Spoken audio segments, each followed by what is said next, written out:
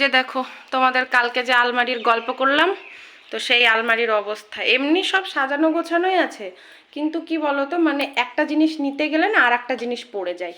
তো এটাই আর কি। আর এই আলমারিটা না আমার শাশুড়ি মায়ের আলমারি। আমার বাবা আলমারি দিতে চেয়েছিল, কিন্তু মা বারণ করেছিল যে আমাদের বাড়িতেই দুটো আলমারি আছে আর আলমারি নিতে হবে না, তো এ কারণে আর বাবা আলমারি দেয়নি আমাকে। So hey guys, welcome back to my channel. কেমন আছো তোমরা সবাই? আশা করি ভীষণ ভালো আছো, আমিও বেশ ভালো আছি। পায়েল ব্লগস চ্যানেলে তোমাদের সকলকে জানাই অনেক অনেক স্বাগত, অনেক অনেক ভালোবাসা।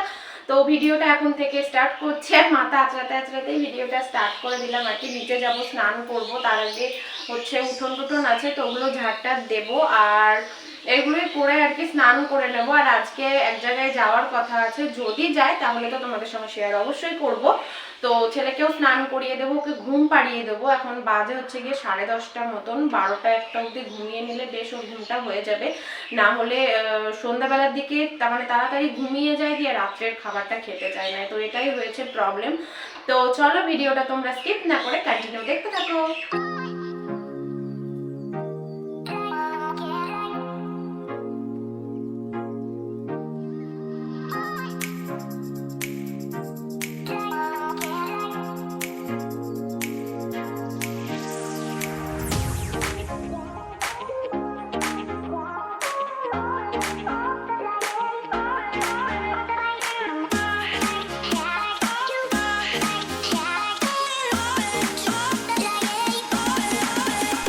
ভিডিওতে সেভাবে তোমাদেরকে কিছুই দেখানো হচ্ছে না, তো যেটুকু পারছি সেটুকুই দেখাচ্ছি। বোঝোই তো ছোট বাচ্চা নিয়ে ভীষণ প্রবলেম হয়।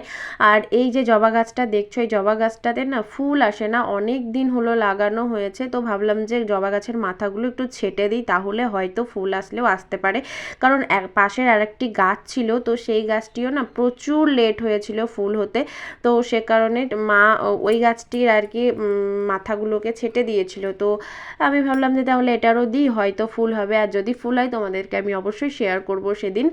আর এটা হচ্ছে ঘিয়ে কালারের যে জবা হয়। তোমাদের সঙ্গে আমার সেই দুপুরবেলা কথা হয়েছে, মানে স্নান করার আগে কথা হয়েছে, আর কথা হয়নি। আর এখন সন্ধ্যাবেলা একটু রেডি হয়ে নিয়েছি, শাড়ি টাড়ি পরে এখন যাব হচ্ছে গিয়ে ঠাকুমার শাশুড়িদের বাড়িতে।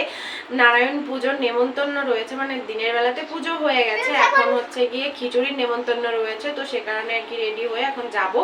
আর ছেলে, তোমাদের দাদা ভাই, আমরা তিনজনই যাচ্ছি, মা বাবা হয়তো যাবে না।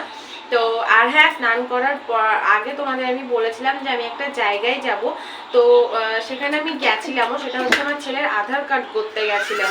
তো সেটা তোমাদের সঙ্গে শেয়ার করা হয়নি কারণ আমি ফোন নিয়ে যাইনি। তো এই আর কি। তো চলো ভিডিওটা তোমরা দেখতে থাকো।